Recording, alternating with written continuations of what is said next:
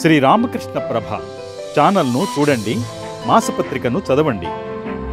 శ్రీమాత్రే నమః, శ్రీ గురుభ్యో నమః, శ్రీరామకృష్ణాయ నమః.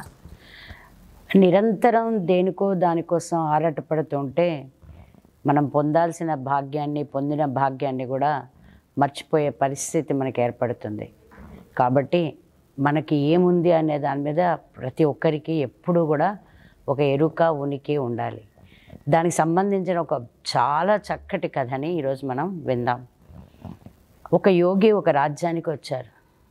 చాలా మంచి స్థితిలో ఉన్నారు ఈ యోగి.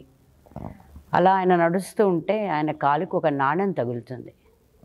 ఆయన తీస్తారు, దాన్ని తీసి అనుకుంటారు, ఈ నాణ్యంతో నాకేం అవసరం లేదు, కానీ అది డబ్బు, ఐశ్వర్యం, పడేయడం ఇష్టం లేదు. అందుకని చేతితో పట్టుకొని ఎవరికైనా అవసరం అవుతే ఇద్దాము అనేసి వెళ్తూ ఉంటారు. ఆ రాజ్యంలో కొన్ని స్థలాలకు ఆయన వెళ్తారు. ఎక్కడ ఎవరికి కూడా ఏ అవసరము ఉండదు. అందరూ కూడా సుభిక్షంగా, ఆనందంగా ఉంటారు. కొద్దిగా బీదవారిలా కనిపిస్తారు కొంతమంది. వారికి కూడా ఈ నాణ్యం తీసుకోవడానికి వారికి ఎవరికి కూడా ఇష్టం ఉండదు.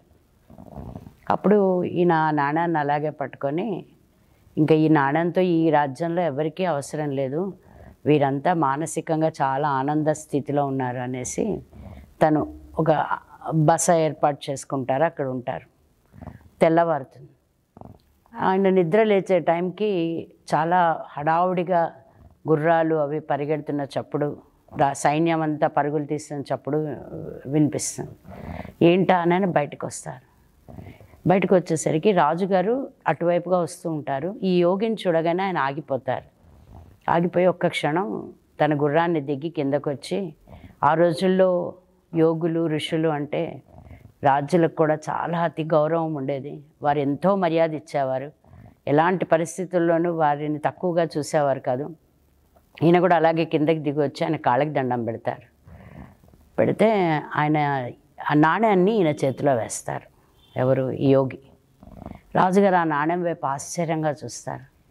ఏంటి ఈ నాణ్యం ఇచ్చారు నాకు అని అడుగుతాడు. అడిగితే, నేను నిన్న మీ రాజ్యానికి వచ్చాను, నాకు ఈ నాణ్యం దొరికింది. ఈ నాణ్యం ఎవరికైనా ఇద్దామని నిన్న నుంచి చాలా ప్రయత్నం చేశాను.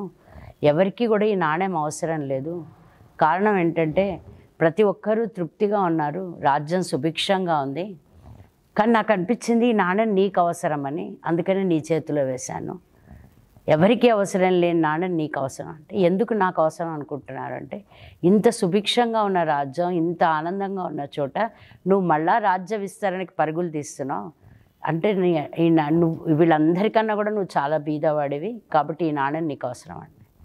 అప్పుడు రాజుగారికి కనువిప్పు కలుగుతుంది. కలిగి అనుకుంటారు, అవును కదా, ఇంత సుభిక్షంగా ఉందన్న విషయం ఎవరో వేరే వాడు చెప్తే కానీ నాకు తెలియలేదు, నేను తప్పు చేస్తున్నాను, ఈ రాజ్యాకాంక్ష ఎందుకు నాకు, అందరం ఆనందంగా ఉన్నాం, హాయిగా ఉన్నాం, ఉన్నదాంతో హాయిగా తృప్తిగా ఉండొచ్చు కదా అని ఆ యోగి కాళ్ళకి దండం పెట్టి, నాకు చాలా కనువిప్పయింది, నేను వెనక్కి వెళ్ళిపోతున్నాను, నేనేం రాజ్యాకాంక్ష నాకు లేదు, ఉన్నా నేను ఇప్పుడు దాన్ని విరమించుకుంటున్నాను, ఎందుకంటే ఒక నాణ్యాన్ని కూడా ఎవరు ఆశించేంత గొప్పగా నా రాజ్యం ఉందన్న విషయం మీరు చెప్తేనే నాకు తెలిసింది అని తిరిగి వెనక్కి వెళ్ళిపోతారు.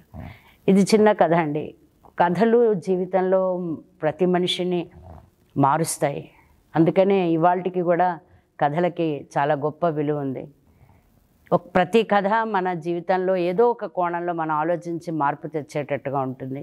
ఇవాళ మనం అందరం చాలా గొప్ప మార్పు తీసుకురావాల్సిన విషయం ఏంటంటే, మన దగ్గర అన్నీ ఉన్నాయి.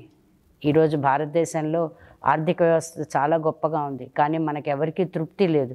ఎందుకు తృప్తి లేదంటే దేనికో పాకులాడుతున్నాం, ఏదో పొందాలని పరుగులు తీస్తున్నాం. దయచేసి పరుగులు ఆపండి, ఒక్క క్షణం ఆలోచించండి, జీవితాన్ని ఆనందమయంగా జీవించండి. శ్రీమాత్రే నమః.